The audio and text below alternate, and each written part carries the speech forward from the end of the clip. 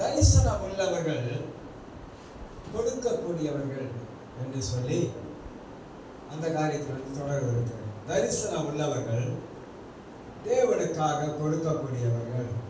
1 நாளாகமம் 29ஆம் அதிகாரம், 1 நாளாகமம் 29ஆம் அதிகாரத்தை நாம் கொஞ்சம் திருப்பிக் கொள்வோம்.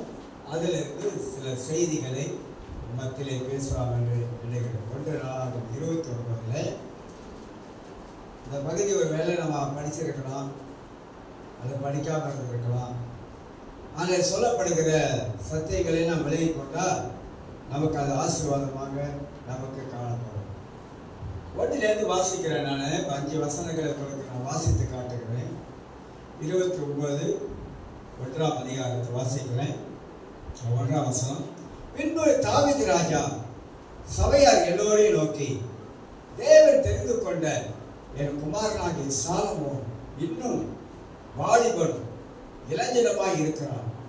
செய்ய வேண்டிய வேலை பெரிது. அது ஒரு மனுஷனுக்கு அல்ல, தேவனாகிய கர்த்தருக்கு கட்டும் அரண்மனை என்று வாசிக்கிறோம். சாலமோன் தமிழ் பைபிள் அப்படி எழுதியிருக்குது, இன்னும் சிறு வயது அவன் அறியாதவனாக இருக்கிறான்னு. அப்படி இல்லை. சாலமோன் அரண்மனையை கட்டலாம். அரண்மனையை 13 ஆண்டு காலமாக கட்டலாம். ஆலயத்தை 7 வருடங்கள் கட்டணும். 2ஆம் வசனம். நான் என்னால் இயன்ற மட்டும் என் தேவனுடைய ஆலயத்துக்கு என்று பொன் வேலைக்கு பொன்னையும், வெள்ளி வேலைக்கு வெள்ளியையும், வெண்கல வேலைக்கு வெண்கலத்தையும், இரும்பு வேலைக்கு இரும்பையும், மர வேலைக்கு மரத்தையும், பதிக்கப்பட்டதை காந்தியுள்ள கற்களையும், பலவர்ண கற்களையும், விலையேறப்பட்ட சகலவித இரத்தனங்களையும், வெண் கற்களையும், கோமேத முதலிய கற்களையும் ஏராளமாக சவதரித்தேன். 3ஆம் வசனம். இன்னும் என் தேவனுடைய ஆலயத்தின் மேல் நான் வைத்திருக்கிற வாஞ்சையினால் பரிசுத்த ஆலயத்துக்காக நான் சவதரித்த அனைத்தையும் தவிர எனக்கு சொந்தமான பொன்னையும் வெள்ளியையும் என் தேவனுடைய ஆலயத்துக்கு கொடுக்கிறேன் என்று சொல்லி வாசிக்கிறேன். 5ஆம் வசனத்தை வாசிக்கிறேன். 5ஆம் வசனம் வாசிட்டு செய்திக்குள்ள போகலாம். இப்போது உங்களில் இன்றைய தினம் கர்த்தருக்கு தன் கை காணிக்கைகளை செலுத்த மனப்பூர்வமானவர்கள் யார் என்றார் என்று வாசிக்கிறேன். தரிசனம் உள்ளவர்கள், அவர்கள் தேவனுக்கு கொடுக்கக்கூடியவர்கள் என்றதான ஒரு காரியத்தை இந்த தரிசனத்தின் அடிப்படையிலே பேசவிருக்கிறது. ஊழியம் என்பது அது கர்த்தருடையது. ஊழியம் கர்த்தருடையதாக இருப்பதனாலே ஆலயத்துக்கு ஏற்ற காரியங்களை அல்லது ஆலய தேவைகளை எப்படி சந்திக்கப்பட வேண்டும் என்பதை குறித்து பைபிள் நமக்கு சொல்லுகிறது. இப்போ ஒரு கேள்வி எழுப்புறனாக்கா, தாவீது அந்த காலத்தில் அரண்மனை கட்டுறதுக்கு நிறைய காரியங்களை கொடுத்தான். ஆலயத்தை கட்டுவதற்கு வெள்ளி பொருள் இதெல்லாம் கொண்டாந்து கொடுத்துருக்காரு ஆலயத்தை கட்டுவதற்கு. அப்ப ஜனங்களை கேட்கிறாரு, யாரெல்லாம் உற்சாகமா இருக்கிறீங்களோ கொடுக்கறதுக்கு, கடவுளுக்கு கொடுக்கறதுக்கு, ஆலயத்தை கட்டுவதற்கு நீங்க எல்லாம் கொண்டு வந்து கொடுங்கள் என்று சொல்லி வாசிக்கிறோம். அதிலே யாத்திராகம புஸ்தகத்துல 25ஆம் அதிகாரத்தை ஒரே ஒரு வசனத்தை காட்டுகிறேன். யாத்திராகமம் எக்ஸோடஸ் 25ஆம் அதிகாரம் 2ஆம் வசனத்தை வாசிக்கிறேன். கர்த்தர் மோசேயை நோக்கி, இஸ்ரவேல் புத்திரர் எனக்கு காணிக்கையை கொண்டு வரும்படி அவர்களுக்கு சொல்லு, மனப்பூர்வமாய் அவர்களுக்கு சொல்லு, மனப்பூர்வமாய் உற்சாகத்துடன் கொடுக்கிறவன் எவனோ அவனிடத்தில் எனக்கு காணிக்கையை வாங்குவாயாக என்று வாசிக்கிறேன். இப்படி கொடுப்பதை பற்றி பைபிள புதிய ஏற்பாட்டில் நிறைய காரியங்கள் சொல்லப்படும். இதிலிருந்து மத்தியிலே தரிசனம் உள்ளவர்கள் ஏன் அவர்கள் கடவுளுக்கு கொடுக்க வேண்டும் என்பதை குறித்து தான் நாம் சொல்ல வேண்டும். ஏன் நம்ம ஆண்டவருக்கு காணிக்கை செலுத்துகிறோம்? ஏன் நம்ம ஆண்டவருக்கு தசபாகத்தை நாம் செலுத்துகிறோம்?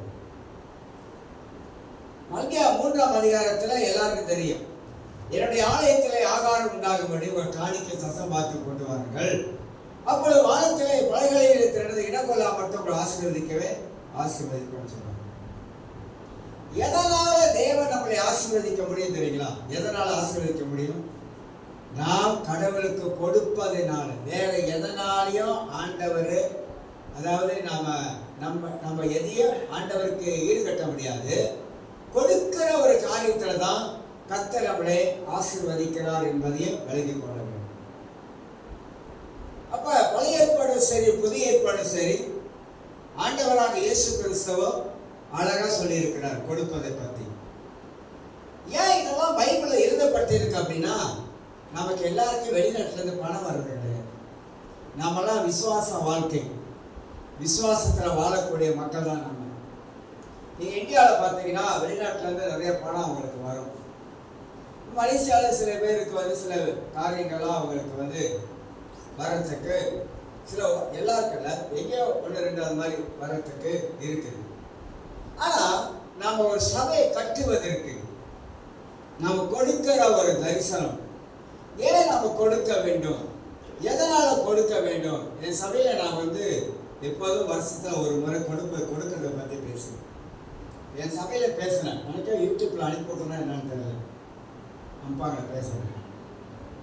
அங்க மக்கள் எல்லாருமாக அவருடைய தசபாகத்தை உழைக்கிற இதில் அவங்க 10% ஆண்டவர் கொடுக்குறாங்க.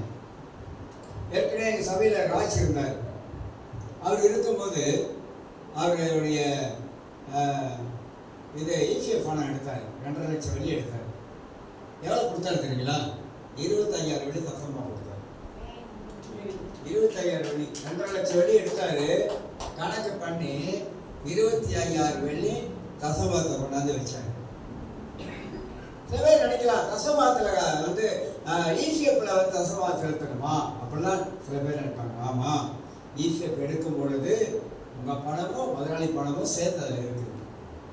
இப்போ அதில் தசபாகத்தை கொடுக்கணும். அந்த மனசு இருக்கணும் நமக்கு, கொடுக்கிற மனசு, ஆண்டவருக்காக கொடுக்கிற அந்த மனசு நம்ம வாழ்க்கையில இருப்பது அவசியமானது. அதனால சில பேர் எனக்கு டோரத்து சொன்னாங்க பாருங்க, அவங்க தசபாகத்தை 15% கொடுப்பாங்க. அவங்களுக்கு போனஸ் வர்றதெல்லாம் அவங்க தசபாகத்தை எடுத்து வைப்பாங்க. போன வாரம் 2,000 வெள்ளி அவங்க தசமாக போட்டாங்க. அது அவங்களுடைய போனஸ் வந்தது. சம்பளம் அவங்களுக்கு ஒரு 8,000 வெள்ளி சம்பளம் நினைக்கிறேன். ஆனால் தசபாகம் 1,500 வெள்ளி போடுவாங்க. 8,000 வெள்ளி சம்பளத்துக்கு 8 வெள்ளி தான் போடணும். ஆனால் 1,500 வெள்ளி அவங்க போடுவாங்க எப்போதும். ஏன் போடுறாங்கன்னா, கர்த்தருக்கு கொடுத்து ருசித்து பார்த்தவங்க. ஆண்டவருக்காக கொடுக்கிற காரியத்தில் நாம கடவுளுக்காக கொடுக்கும் பொழுது ஆண்டவர் அந்த பணத்தை நம்ம கையிலிருந்து வாங்கணும். அவ தேவனுக்காக நம்ம உழைக்கிறோம். அந்த உழைப்புல வருகிற ஆசீர்வாதத்துல, நானும் அந்த காலத்துல அப்போ விசுவாசிய வேலை செய்யற காலத்துல சம்பளம் எடுத்த கையோட தங்க கடன், சில பேருக்கு சம்பளம் எடுத்தோட அந்த கடன் இந்த கடன் எல்லா கடனும் கட்டிட்டு மிச்சம் இருக்கிற காசை பண்ணாது தசபாகத்தை எடுத்துப்பாங்க. அந்த பழக்கம் மட்டும் வச்சுக்கவே கூடாது. சம்பளம் எடுத்த வந்தோடனே கவரை பிரிச்சுட்டு முதலாவதாக ஆண்டவருக்கு கொடுக்க வேண்டிய காரியத்தை எடுத்து ஜெபம் பண்ணி வச்சிடணும். சோ இந்த பழக்கத்தை நம்ம ஏற்படுத்தணும். அப்ப என்னுடைய ஆலயத்திலே ஆகாரம் உண்டாகும்படி காணிக்கை தசபாகத்தை கொண்டு வாருங்கள் என்று ஆண்டவர் ஏன் கேட்கிறான்னாக்கா, இந்த ஆலயத்துல நிறைய தேவைகள் இருக்குது. ஆண்டவர் ஆலயத்தில் தேவை சந்திக்கப்பட வேண்டும். ஆலயத்துக்கு மாசம் எவ்வளவு கட்டுறோம்? 1000 வெள்ளி 2 கட்டுறோம். எங்க இருந்து வரும்? கொடுக்கறதுனால தான் 1000 வெள்ளி கட்ட முடியும். கரண்ட் பில்லு கட்டணும், தண்ணி பில்லு கட்டணும். நான் இருந்து வரேன், எனக்கு ஒரு சின்ன வேலை எலவன்ஸ் கொடுக்குறாங்க. இதெல்லாம் எங்க இருந்து வருது? கொடுக்கறதுல தான் நம்ம எடுத்து நம்ம செலவு செய்யணும். சரி, எல்லாமே கொடுக்கலன்னு வச்சுங்க. யாரும் கொடுக்கலங்க, யாரும் கொடுக்கல. இந்த ரெண்டு எப்படிங்க கட்டுறது? கரண்ட் பில்லுக்கு எப்படிங்க கட்டுறது? தண்ணி பிள்ளை எப்படிங்க கட்டுறது? அதனால தான் ஆண்டவர் சொன்னாரு, என்னுடைய ஆலயம் இது, இந்த ஆலயத்தோட தேவைகள் இருக்கிறது. இந்த தேவைகளை சந்திப்பதற்கு கர்த்தர் அவருடைய கரத்துல தான் இந்த காணிக்கையெல்லாம் வாங்குறாரு. தசபாத்தை கொடுக்கறது பெரிய பெரிய பிரசங்கம் பாருங்க. நான் சுருக்கமாக பேசுகிறேன். ஆபேல் காணிக்கிலேருந்து எடுத்துமாக்கா பெரிய பிரசங்கம். இது வந்து நான் அந்த அளவுக்கு போக விரும்பலை. நமக்கு எல்லாருக்கும் தெரியும், உழைப்பதிலே 10% ஆண்டு கரெக்டாக கணக்கு பண்ணி வச்சாங்க. 1000 வெள்ளினா எவ்வளோங்க போடணும்? 100 வெள்ளி போடணும். 1000 வெள்ளி சம்பளம்னா 100 வெள்ளி போடணும். 2000 வெள்ளி சம்பளம்னாக்கா எவ்வளோ போட? 200 வெள்ளி. அழகா நீங்கள் ரொம்ப கணக்கெல்லாம் பண்ண வேணாம்னு சொல்லி ஆண்டவர் கரெக்டாக அதெல்லாம் வச்சுட்டார். நம்ம வந்து ஜாபம், ஆண்டவரே என்னுடைய வேலை இடத்துல என்னுடைய வருமானத்தை உயர்த்துங்க ஆண்டவரே அப்படின்னு ஜாபம். கர்த்தர் வேலை இடத்துல நம்ம ஜபத்தை கேட்டு வருமானத்தை உயர்த்துறாரு. வருமானத்தை உயர்த்துற பொழுது நம்ம என்ன பண்ண மாட்டோம் தெரியுங்களா? ஆண்டவருக்கு கொடுக்க மாட்டோம். ஆனால் என்ன கேட்டோம்? வருமானத்தை கூட்டி தாங்க ஆண்டவரே, சம்பளத்தை உயர்த்தி தாங்க ஆண்டவரே, இப்படிலாம் ஜபம் பண்ணும்போது நம்ம ஆண்டவரே நம்ம ஜபத்தை கேட்டு வருமானத்தை உயர்த்தி கொடுப்பாரு. ஆனால் கடவுளுக்கு கொண்டாந்து கொடுக்க மாட்டோம். எனக்கு ஆச்சரியமா இருக்கு. உலகத்தார் வந்து உண்டியில கொட்டா பாருங்க காசு. கடவுளை அறியாதவன் தங்கத்தை போய் போடுறாங்க, காசை கொட்டுறாங்க, மில்லியன் கணக்கில் காசு என்றாங்க. கடவுளை அறியாதவங்க போடுறாங்க, அறியப்படாத தேவர்களுக்கு போடுறாங்க. ஆனால் நம்முடைய வாழ்க்கையில அறிஞ தேவனுக்கு நம்ம வந்து ஏன் கொடுக்க மாட்டோம்? எதனால கொடுக்க மாட்டோம்? நம்ம சொல்றோம், எனக்கு நிறைய தேவை இருக்குது, அந்த தேவை, இந்த தேவை, நிறைய தேவை இருக்கு. நம்முடைய தேவை சந்திக்கப்பட வேண்டும் என்றால் நம்ம கடவுளுக்கு உண்மையா இருக்கணும் கொடுக்கணும். நீங்க NIV பைபிள் ஆங்கில பைபிள் படிச்சீங்கன்னா, NIV ஆங்கில பைபிள்ல தமிழ் வேதாகம ஆய்வுன்னு ஒரு பைபிள் இருக்குது. தமிழ் வேதாகம ஆய்வு இருக்கு. அதுலேயே அதுதான் அப்படிதான் இருக்கு. நீங்க சாதாரண பைபிள்லாம் இருக்காது. அது மல்கியா 3ஆம் அதிகாரத்தில் 8லேருந்து 10 வரைக்கும் வாசித்து பார்த்தீங்கன்னா, மனிதன் தேவனை வஞ்சிக்கலாமா அப்படின்னு போட்டிருக்குல்ல. எதனால வஞ்சிக்கிறான் அப்படின்னு போட்டிருக்கு. ஆனால் NIV பைபிளில் திருடன் போட்டிருக்கு. திருடன். நீங்கள் வேணா பைபிளை ஆங்கில பைபிள் வச்சுருந்தீங்கன்னா செக் பண்ணி பாருங்கள். இந்த வேதாகம ஆய்வு பைபிள்லையும் அப்படி தான் போட்டிருக்கு. ஆனால் தமிழ் பைபிளில் அப்படி போடாமல் வஞ்சிக்கலாமா, ஏமாத்தலாமா அப்படி எழுதியிருக்காரு ஆண்டவர். அது யாராக இருந்தாலும் சரிதான், ஆசாரியனாக இருந்தாலும் சரிதான், விசுவாசியாக இருந்தாலும் சரிதான், எல்லாரும் ஆண்டவருக்கு கொடுக்கணும். அப்படின்னா ஊழியராக இருந்தாலும் விசுவாசிகளாக இருந்தாலும் நம்ம கடவுளுக்கு கொடுக்க வேண்டியது கொடுக்கணும். பஞ்ச காலத்துல கர்த்தர் அவளை போஷிக்கணும் அப்படின்னா நம்ம வந்து கொடுக்கறதுல தவறவே கூடாதுங்க. ஆண்டவருக்கு தானே கொடுக்கிறோம், ஆலயத்துக்கு தானே கொடுக்கிறோம், நம்ம கையில தானே ஆண்டவர் வாங்குறாரு தேவைகள் சந்திக்கப்படுவதற்கு. அப்ப இத மனசுல உணரணும் நம்முடைய வாழ்க்கையில. அது எப்படி கொண்டு வரணும்னு சொல்றாரு? மனப்பூர்வமாக சந்தோஷமாக, ஐயோ 5000 வெள்ளி சம்பளம் எடுக்கிறேன், 500 வெள்ளியா கடவுளுக்கு போடுறது, மாச கணக்குல வந்து 500 வெள்ளி ஒரு மாசம் போட்டோன்னா ஒரு வருஷத்துல எவ்வளவு வருது? 6000 வெள்ளி வருது. வச்சு 6000 வெள்ளியா ஒரு வருஷத்துக்கு சேர்த்துட்டு போறேன். தமிழ் சபை கையில வந்து காசு எண்ணணும், ஆங்கில சபை கையில காசு எண்ணல, மிஷின் வச்சு எண்ணணும். புரியுமா உங்களுக்கு? எதிரில் ஒரு முறை போன ஒரு பாசல் கூட்டிகிட்டு போனார் ஒரு சபைக்கு. அந்த சபையில் வந்து சொல்கிறார், இந்த இடத்துல நீங்கள் பாருங்க அப்படின்றார். பாருங்க, கையில் காசு எண்ண மாட்டான், பாருங்க எல்லாம் மிஷின் தான் வச்சுருக்கான். அப்போ எவ்வளோ பணம் வந்தால் மிஷின் வேணும். அப்போ அந்த சர்ச்சில் வந்து கார் பார்க்கிங் பண்ணுறதுக்கு இடம் இல்லாமல் இருந்துச்சு, ரொம்ப கஷ்டமாக இருந்துச்சு.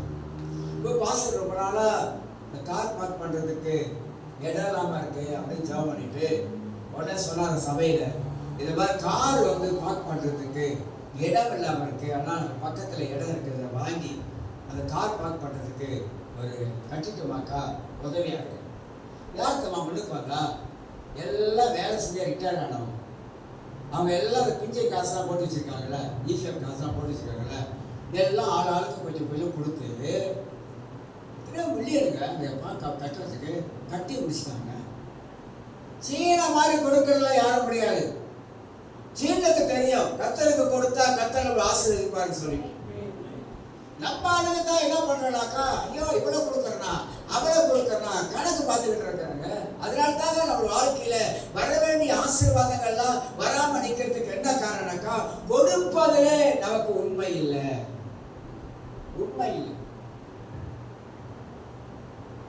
பைபிள்ல எழுதப்பட்ட வார்த்தைக்கு நம்ம கீழ்படிதல், இந்த ரெண்டு காரியம் முக்கியம். உண்மத்துவமும் கீழ்படிதலும் ரொம்ப ரொம்ப அவசியம். கர்த்தர் கொடுக்க சொல்லி இருக்கிறாரா, கொடுக்க சொல்லி இருக்கிறாரு. புதிய ஏற்பாடு சொல்லி இருக்கிறாரா, மத்த 23:27 சொல்லி இருக்கிறாரு. ஆண்டவர் கொடுக்க சொல்லி இருக்கிறாரு. எபிரேயர் 7ஆம் அதிகாரத்தில் சொல்லி இருக்காரா, அங்கேயே சொல்லி இருக்காரு ஆண்டவர் கொடுக்க சொல்லி இருக்கிறாரு. பவுல் இருந்த காலத்துல எருசலேம் சபை தாய் சபை. அப்ப தாய் சபைக்கு பணம் தேவையா இருந்துச்சு. இப்ப பணம் தேவையா இருக்கும்போது பவுல் வந்து ரோமாபுரிக்கு போக வேண்டிய ஆளு.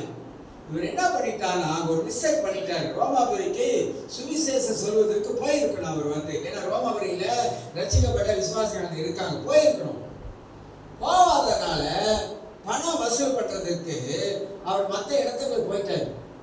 ஏன்னா தலைமை சபையில என்ன இல்லை, வருமானம் இல்லாம போயிருச்சு.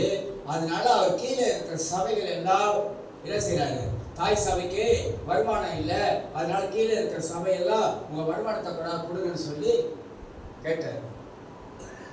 அந்த மாதிரி நம்முடைய வாழ்க்கையில சபையின் தேவைகளை சந்திக்கப்படுவதற்கு உழைக்கிற பணத்துல கர்த்தர் கொண்டாந்து கொடுக்க சொல்லி இருக்கிறாரு. யாருக்குமே ஆண்டவரை கடன் வைக்க மாட்டார். நீங்க ஆண்டவருக்கு நீங்கள் நானும் கொடுக்கும் பொழுது ஆண்டவர் நமக்கு எப்படியாவது எந்த வழியிலாவது திருப்பி கொடுத்துருவாங்க. நானும் ரட்சிக்கப்பட்ட காலத்துல இருந்து ஊழிய சேர இது வரைக்கும் காலத்துல கடவுளுக்கு கொடுக்காம நான் இருக்கவே மாட்டேன். ஏன்னாக்கா என் மனசாட்சி என்னையே குத்தும்.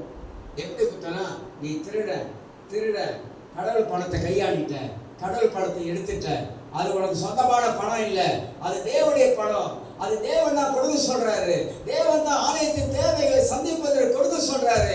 ஆனா நீ திருடிட்ட அந்த வசனம், அந்த ஆங்கிலத்தில் அந்த வசனத்தை படிக்கும் போது ஐயோ என்ன திருடன்னு சொல்லி என்னை வந்து சுட்டி காட்டிக்கிட்டே இருக்க அந்த வசனம். ஏன் அப்படின்னா நான் கொடுக்காமல் இருக்கும் பொழுது, ஆக்சுவலா பைபிள் வசனம் தான் சொல்றேன், பைபிள் சொல்ல நம்ம சிறிய கூட்டமாக இருந்தாலும் பெரிய காரியங்கள் செய்யணும். கிறிஸ்துமஸ் வருது, பண தேவை. ஏன் பண தேவையா இருக்கு? வேலைகளுக்கு நாம ஏதாவது செய்வதற்கு நமக்கு பணம் அவசியமா இருக்குது. அப்ப எப்படி நம்ம சபைக்குள்ளாக பணம் வர முடியும் அப்படின்னாக்கா, கொடுக்கறதுனால, சசபாத்தை கொடுப்பதனால, இந்த பணத்தை வச்சுதான் நம்ம மற்ற எல்லா காரியங்களும் செய்ய வேண்டியது அவசியமா இருக்குது. அதனால்தான் பழைய ஏற்பாடுல காயின் ஆபேல் தேவனுக்கு சிறந்ததை செஞ்சான். காயின் அப்படி செய்யல, அவருடைய மனது விருப்பத்தின்படி அவர் செய்யல. அப்ப உழைப்பின் பலத்தை கர்த்தர் கொடுக்கிறாங்க. வேலை இல்லைன்னா ஆண்டவர் எனக்கு வேலை கொடுங்க கேட்கிறோம். கர்த்தர் வேலை கொடுக்கிறாரு. வேலை கிடைச்ச பிற்பாடு நம்ம வாழ்க்கையில நம்ம கொடுக்கறத மறந்துடுறோம். யாக்கோப்பு அம்மா அப்பா விட்டுட்டு மாமனார் வீட்டுக்கு போறாரு. போகும்போது என்ன சொல்லிட்டு போறாருன்னா, ஆண்டவரே நான் போறேன், உமக்கு எல்லா விதத்திலும் சசவாத்தை கொடுப்பேன் ஆண்டவரே அப்படின்னு சொல்லிட்டு போனவரு 20 வருஷம் ஆளகணும். 20 வருஷம் சொன்னவரு எல்லாத்தையும் மறந்துட்டு எங்க உட்காந்துட்டாரு? லாபான் வீட்டில் உட்காந்துட்டாரு. ஏன் லாபான் வீட்டில் அங்கே உட்காந்தாருனாக்கா, ஏசாவுக்கு பயந்து அங்கே போனார். அங்கே போனாக்கா மாமனாருடைய பொண்ணை கல்யாணம் பண்ணணும். மாமா பொண்ணு அக்கா அண்ணன் ரெபேக்காவோட அண்ணன் பொண்ணை கல்யாணம் பண்ணணும். பொண்ணை கல்யாணம் பண்ணுறதுக்கு 7 வருஷம் காத்திருக்கான் மனுஷன். மாமா என்ன வேலை செய்யறாரோ எல்லா வேலையும் செய்யறான். பொண்ணுக்குன்னு எல்லா வேலையும் செய்வாங்க. பார்த்துருக்கீங்களா? என்ன வேலை சொன்னாலும் எப்படியாவது பொண்ணை கட்டிடணும் என்ன நோக்கத்தோடு யாக்கோப்பு எல்லா வேலையும் செய்யறான். அப்படி வைக்கிறாத பண்றான், இதை பண்றான். ஏமாத்தப்பட்டியா? ஏமாத்தப்பட்ட. இன்னொரு 7 வருஷம் காத்திருக்கிறான். காத்திருந்து கடைசியா எல்லாத்தையும் திருப்பி கொண்டு வரான்.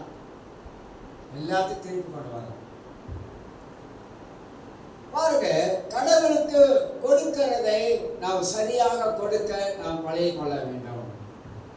கஷ்டம் இருக்குதான் நம்ம வாழ்க்கையில, தேவைகள் இருக்குதான் நம்முடைய வாழ்க்கையில. ஆனா கர்த்தர் நம்முடைய உம்மத்துவத்தை பார்க்கிறார், கொடுக்கிற உம்மத்துவத்தை பார்க்கிறார். கீழ்ப்படிதலை ஆண்டவர் வாழ்க்கையில பார்க்கக்கூடியவராக இருக்கிறார் என்பதையும் அறிந்து கொள்கிறோம். 1 கொரிந்தியர் 9ஆம் அதிகாரம் வசனம் 3-4 எடுத்தவங்க வாசிங்க பார்க்கலாம். 1 கொரிந்தியர் 9ஆம் அதிகாரம் வசனம் 3-4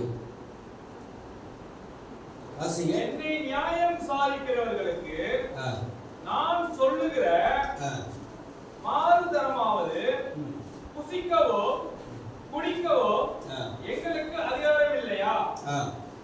மற்ற அப்போஸ்தலரோ கர்த்தருடைய சகோதரரோ. சரி, 6 வாசிங்க. 1 கொரிந்தியர் 9ஆம் அதிகாரம் வசனம் 6. அல்லது கை தொழில் செய்யாதிருக்கிறதற்கு எனக்கோ பர்னபாவுக்கோ மாத்திரம்தானா அதிகாரம் இல்லை? எவன் தன் சொந்த பணத்தை செலவழித்து தன்னை சேவை பண்ண உண்டாக்கி அதன் கனியில் குசியாதிருப்பான், எவன் மந்தையை வைத்து அதன் பாலை சாப்பிடாதிருப்பான் அப்படி சொல்லிட்டே வர்றாரு. அப்பதான் சொல்லுவாரு, கீழே சொல்லுத மாத்தி சொல்லிக்கணும். சரி, பவுல் சொல்லுவாரு, சிறுக விதைக்கிறவன் சிறுக அறுப்பான், பெருக விதைக்கிறவன் பெருக அறுப்பான் அப்படின்னு வசனம் சொல்லுவாரு.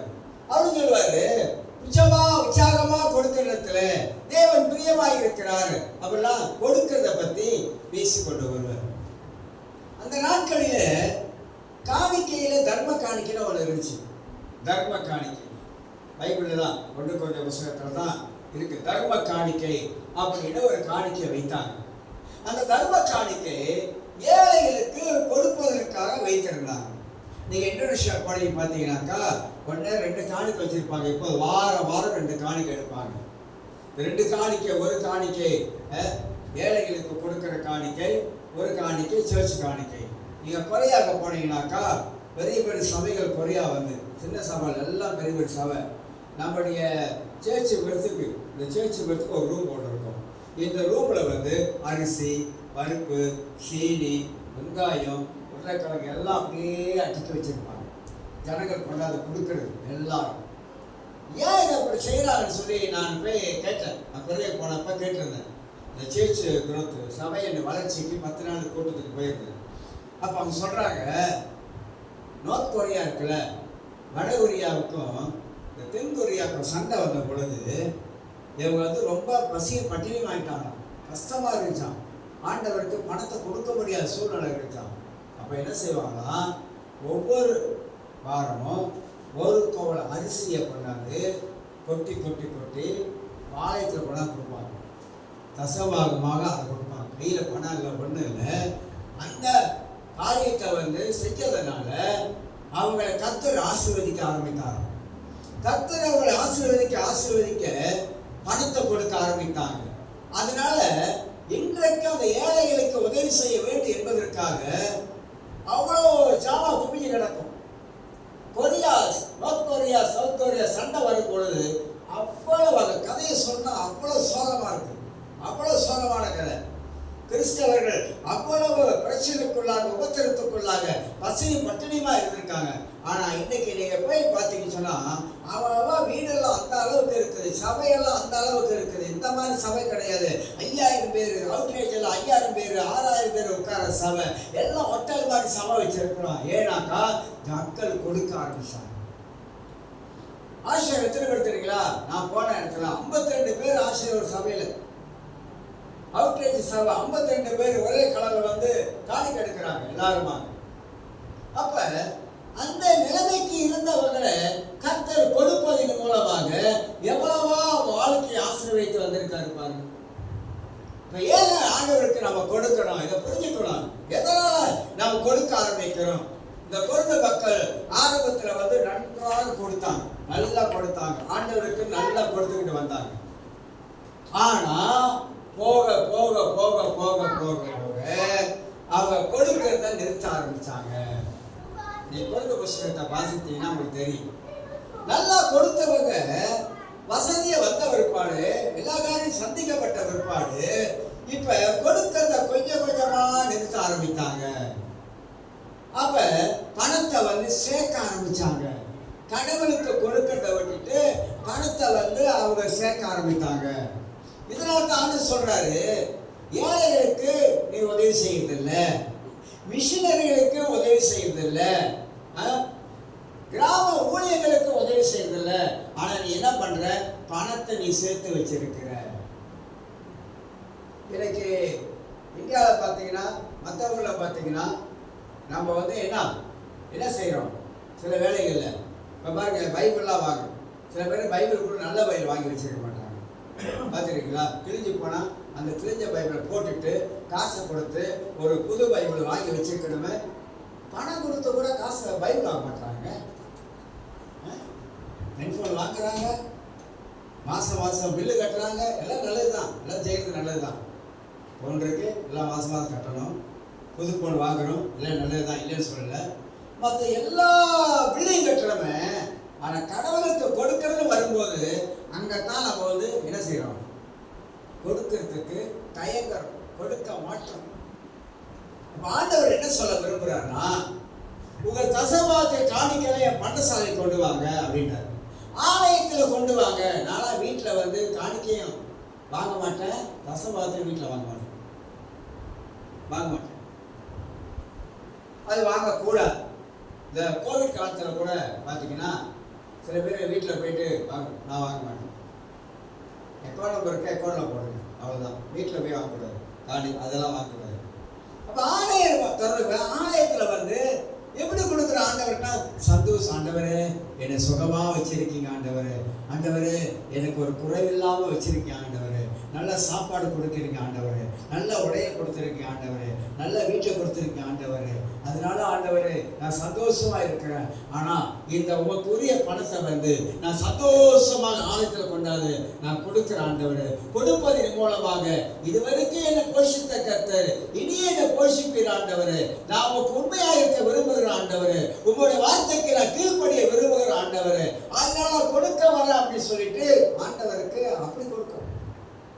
சல்வேஷன் ஆமையை பற்றி எத்தனை கேள்விப்பட்டீங்க? சல்வேஷன் ஆமை மழைக்காலம் இங்கே இருக்காங்க. நான் ஆரம்ப காலத்தில் விசுவாசியாக இருந்தப்போ ஒரு முறை சல்வேஷன் ஆமை சேர்ச்சுக்கு போயிருக்கேன். அவங்க காணிக்கை எப்படி போடுவாங்க தெரியுங்களா? காணிக்கை டான்ஸ் ஆடுவாங்க. சல்வேஷன் ஆமினா அவங்க எல்லாம் ஆமியோட ஸ்டைல், எல்லாம் ரிஃபைன் போட்டுக்கிட்டு ஆமி எப்படி சொல்லிட்டு அடிச்சு வருவானோ அந்த மாதிரி வருவாங்க பாருங்க. ஒரு ரவுண்டு பாட்டு ஓடும், அப்படியே அந்த பாட்டோட ஃபாலோ பண்ணிக்கிட்டு பாட்டை படிச்சுட்டு அப்படியே குதிச்சு ஆடிட்டு கொண்ட சந்தோஷமா காணிக்க போட்டு போவாங்க. சொல்றேன்னு எது கவலை நினைக்காதீங்க. தமிழ் சபை தான் தரித்திர சபையா இருக்கு. உலகத்துல நீங்க பாத்தீங்கன்னா தமிழ் சபை தான் தரித்திரமான சபை. ஏன் தமிழ் சபை தரித்திரமான சபை சொல்லுங்க பார்க்கலாம்? எதனால? சீன சபைலாம் அப்படி கிடையவே கிடையாது. அவன் ஆரம்பத்தில் பயிரிறங்கி பண்ணாலும் சீன எங்கெங்கெல்லாம் உதவி செய்யறான் தெரியுமா உங்களுக்கு? சீன பணத்தை எங்க கொண்டு போய் கொட்டான் தெரியுங்களா? பில்லிகிராமை பத்தி உங்களுக்கு தெரியுமான்னு நினைக்கிறேன். பில்லிகிராம் அமெரிக்காவில் புகழ்பெற்ற தேவனுடைய மனிதன். அவர் இந்தியாவில் வந்து பில்லியன் கணக்கில் பணத்தை கொட்டினார். 2000 சபைகள் இன்னைக்கு வந்து பெருகி நிற்குது. பணத்தை எங்க கொட்டுறாங்க? மிஷினரிகள். அந்த காலத்தில் மிஷினரிகள் பெரிய பெரிய பணக்கார மிஷினரிகள் மில்லியன் கணக்கில் சொத்தெல்லாம் கொண்டாந்து ஊழியத்துக்கு தான் வச்சாங்க. எல்லாத்தையும் ஊழியத்துக்கு தான் வச்சாங்க. மிஷினரி வாழ்க்கை சரித்திரத்தை படிச்சு பாருங்க. அவங்களாம் எப்படி ஆண்டவருக்காக கொடுத்தாங்க, எப்படி சுவிசேஷம் பரவி சென்றது. கேரளாவில் இன்னைக்கு கிறிஸ்தவம் இருக்காங்க. யார் காரணம்? கேரளாவில் கிறிஸ்தவனை பெறுகிறதுக்கு யார் காரணம்? வெள்ளக்காரன் காரணம். வெள்ளக்காரன் காரணம் என்ன காரணம்? அவன் ஏழைகளை வந்து போஷித்தான், ஏழைகளுக்கு கொடுக்க ஆரம்பித்தான். ஏங்க நம்ம வந்து இந்த கொடுக்கறதுல இப்படி இருக்கணும்? எனக்கு புரிய மாட்டேதுங்க, எனக்கு புரிய மாட்டேங்குது. கொடுக்கறதுல ஏன் நம்ம இப்படி இருக்கோம்? மற்ற இனம் அப்படி இல்லையே. கிறிஸ்தவம் தானே நம்ம, ஆனா சீனா அப்படி இல்லை, வெள்ளக்காரன் அப்படி இல்லை, மற்ற இனம் அப்படி கிடையாது. ஆனா கிறிஸ்தவர்களை தமிழ இனம் மட்டும் ஏன் இந்த மாதிரியான இருப்பதற்கு என்ன காரணம்? ஏன் நமக்கு ஆண்டவருக்கு மனம் சந்தோஷமாக கடவுளுக்கு கொடுத்து தேவ ராஜ்யத்தை நாம் ஏன் கட்ட மாட்டோம்? நாங்க அப்பாவி சபையில மிஷன் காணிக்கை எடுக்கிறோம். நான் ஏற்கனவே சொல்லியிருக்கேன், மிஷன் காணிக்கை எடுத்தோம், ஒரு பாசத்துக்கு ஹெல்ப் பண்ணோம் 2 வருஷம். இப்போ எடுக்கிற மிஷன் காணிக்கை பூரா எங்கே கொண்டு போகிறோம்? ஸ்ரீலங்கா கொண்டு போகிறோம். ஸ்ரீலங்காவில் கொண்டு போய் கஷ்டப்படுற பாஸ்டருங்க, சாப்பாடுக்கு இல்லாத பாஸ்டருங்க, சிரமப்படுற பாஸ்டருங்க, நம்மளால முடிஞ்சதை கொண்டு போயிட்டு ஒரு தொகையை, எத்தனை பாஸ்டருக்கு 10 பேரா, ஒரு பாஸ்டருக்கு எவ்வளோ கொடுக்கலாம் அப்படின்னு சொல்லி தீர்மானம் பண்ணி அந்த பணத்தை சேகரிச்சுட்டு வரும். சபை கொடுக்கிற சபையா இருக்கணும், வெளியில கொடுக்கிற சபையா இருக்கணும், சபை மற்றவங்களை போஷிக்கிற சபையா இருக்கணும். அதான் தரிசனம், அதான் தரிசனம். அந்த தரிசனத்துல நீங்க கடவுள் தெரியுங்க. எப்படி வச்சுக்கீங்க, ஆண்டவர் பரலோகத்துக்கு வந்ததுக்கு பாடு கேட்கிறாரு, ஒரு கேள்வி கேட்கிறாரு. உங்களை பார்த்து ஒரு கேள்வி கேட்கிறாரு, உங்களை பார்த்து வேணாம், என்னை பார்த்து கேட்கிறாரு. நான் பசியா இருந்தேன், எனக்கு சாப்பாடு கொடுத்தியான்னு கேட்கிறேன். நான் என்ன சொல்லுவேன் அவர்கிட்ட? என்ன சொல்லுவேன்? பசியா இருந்தேன், எனக்கு சாப்பாடு கொடுத்தியா அப்படின்னு கேட்டா நான் என்ன சொல்லுவேன்? நான் கேட்பேனா ஆண்டவர் நீங்கள் எப்போ பசியா இருந்தேன் நான் பார்த்துட்டு கேட்பேனா? அவர் எதை சொல்றாரு? எதை சொல்றாரு? ஏழைகள் பசி பட்டினியாக இருந்தாங்க. நீ என்ன செஞ்சுட்டு கடையில் உட்காந்து என்ன பண்ண? வீணை ஆர்டர் பண்ணுற, கடையில் உட்காந்து சாப்பிட வேணான்னு சொல்லலைங்க. நான் அதெல்லாம் சொல்ல மாட்டேன், சாப்பிட வேணாம் சொல்லலை, அதெல்லாம் சாப்பிடுங்க இருக்கிற வரைக்கும். ஆனால் அந்த ஏழைகளுக்கு இறங்கி வரக்கூடிய மனசு இருக்குதா? அதுதான் சொல்றாரு. அதான் கர்த்தர் கேட்கிறாரு. உடை இல்லாம இருந்தா உடை கொடுத்தியா அப்படின்னு கேட்கிறாரு. அதான் கேட்கிறாரு, ஆண்டவரே கேட்கிறாரு. அப்ப நம்மளை பார்த்து ஆண்டவர் என்ன சொல்ல விரும்புறாருன்னா, உன் பணம், நீ நினைக்கிற உன் பணம் உன்னை காப்பாற்ற நினைக்கிறியா? உன் பணம் உன்னை காப்பாற்றாது. பணம் சேர்க்க வேணாம் சொல்லல, பணம் சேர்த்து வைக்கணும், பின் சந்ததிக்கு வேணும் தான். ஆனா நீ கடவுளுக்கு கொடுக்கறது உண்மையா இருக்கிறியா? பணம் சேர்த்து சேர்த்து சேர்த்து சேர்த்து வச்சுட்டு மக்களுக்கும் கொடுக்கல, ஒரே ஒரு வியாதி வந்தா எல்லாம் முடிஞ்சுக்காது, அவ்வளவுதான், எல்லாம் போகுது. ஒரு வியாதி போருங்க உன் பணத்தை கரையா மாதிரி அரிசிட்டு போறதுக்கு.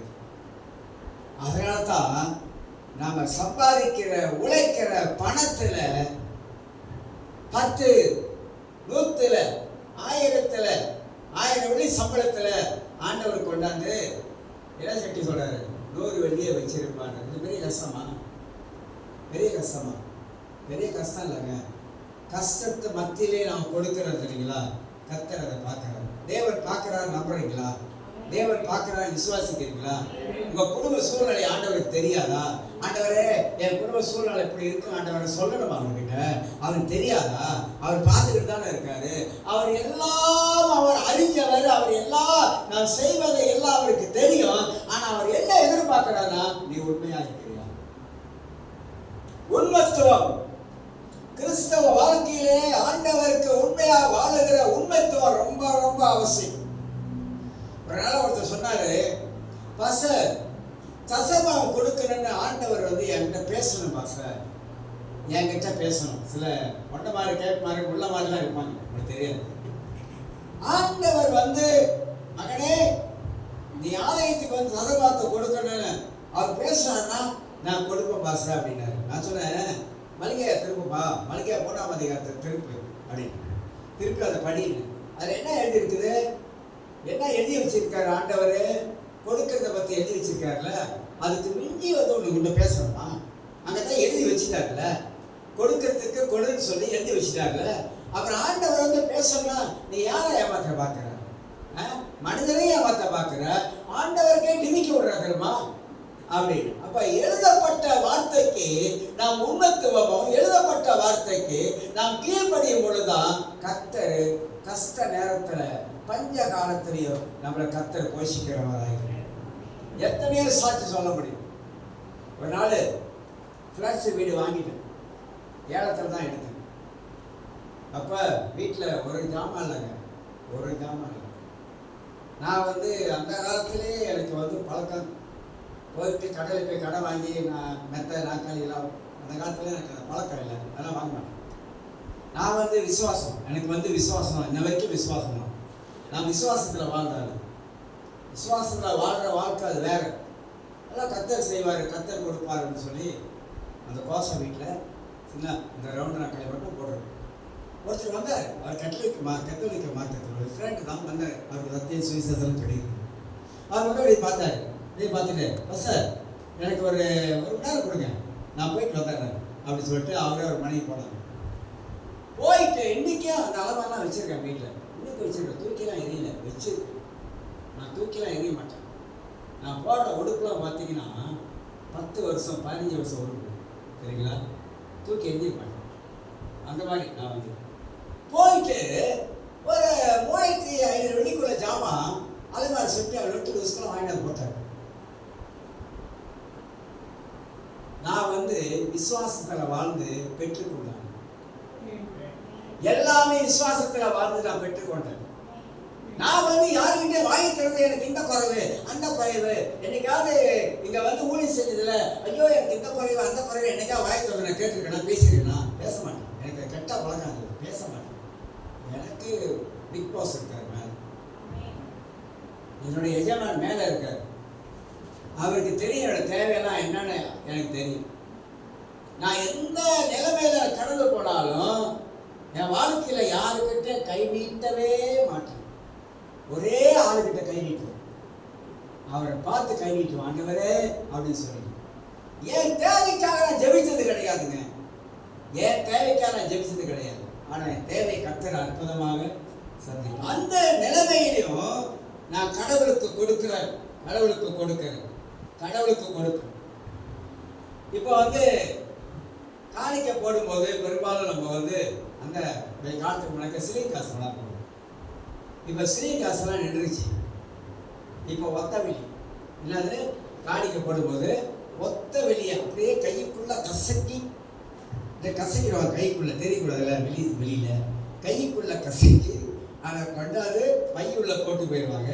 அதை எடுத்து பிரிக்கிறதுக்கு நமக்கு தான் தெரியும் அது எப்படி எந்த நிலைமையில கசக்கி போய் கிடக்குது.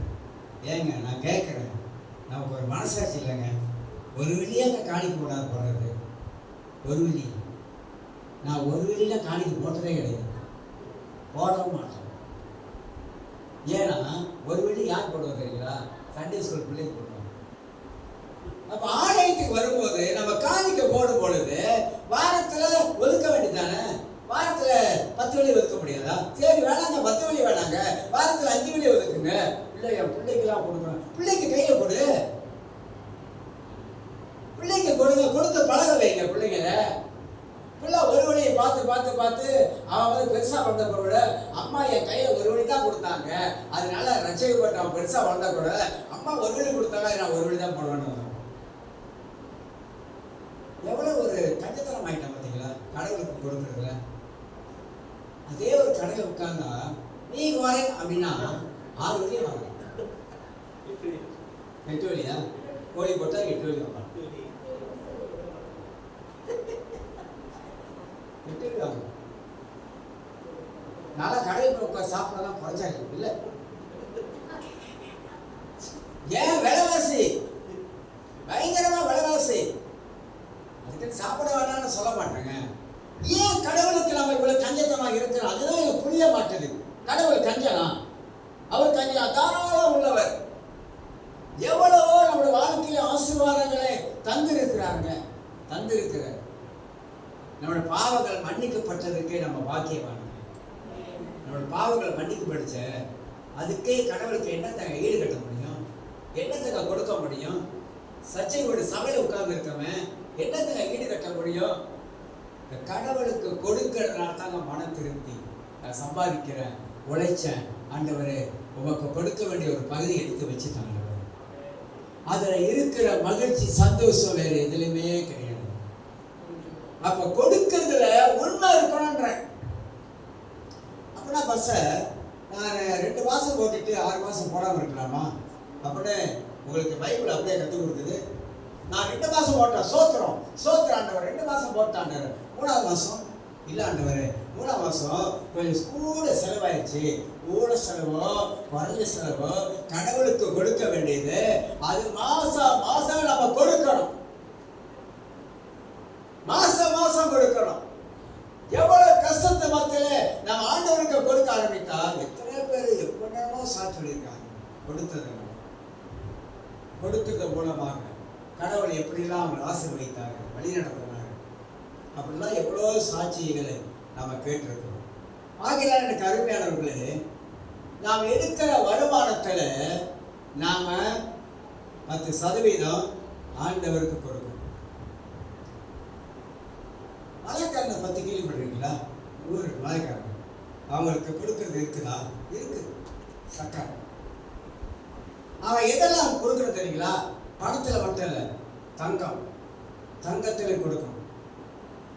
நம்ம தங்கத்தில் கேட்கல, ஏன்னா நிறைய பேர் தங்கத்தை வாங்கி வச்சிருந்தாங்க. நிறைய பேர் தங்கத்தை போடுங்க, காணிக்கையில் தங்கத்தை போடுங்க கேட்டாங்க. அந்த பழக்கெல்லாம் வச்சுக்க கூடாது. நம்ம அந்த பழக்கம் வேணும்.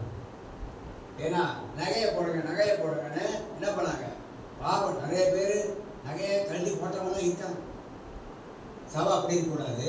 நான் என்ன சொல்றேன், சபை ஆசீர்வாதமா இருக்குன்னா நீங்க சம்பாதிக்கிற உழைக்கிற பணத்துல ஆண்டவருக்கு ஒரு பகுதியை நீங்க கொடுக்கணும். அப்படி கொடுக்கும் பொழுது கர்த்தர் உங்க குடும்பத்தை ஆசீர்வதிப்பாரு. கர்த்தர் உங்க தேவைகளை எல்லாம் கர்த்தர் சந்திக்க ஆரம்பிப்பாரு. கர்த்தர் உங்க வேலையில அவர் கிருபை வச்சிருப்பாரு. உங்களுடைய சரீர பலத்துல கிருபையை வைத்திருப்பாரு. இதெல்லாம் நம்ம உணர்ந்து ஆண்டவருக்காக நாம் கொடுக்கணும். அப்ப நம்ம தீர்மானிக்கிறோம், ஆண்டவரே இனிமே மாதத்துல சம்பளம் எடுக்கும் போது உமக்கு உரிய பணத்தை எடுத்து வச்சிருவான் ஆண்டவரே, அது உங்களுடைய பணம் ஆண்டவரே, அதை நான் எடுக்க கூடாது. அப்படி எடுத்துட்டுனா நான் ஒரு திருடன் சொல்லி பைபிளே சொல்லுதாங்க. நான் திருடன், உங்களுடைய பணத்தை நான் திருடவே மாட்டேன். அப்படிப்பட்ட ஒரு எண்ணம் நமக்கு எப்போதுமே நமக்கு இருக்கணும். எல்லாரும் எழுது. நன்றி ஆண்டவர். கருமையாளர்களே, நான் சின்ன ஒரு செய்தி தான் உங்க மத்தியில் கொடுக்கறத பத்தி பேசுறேன். சபை கட்டப்படுவதற்கும்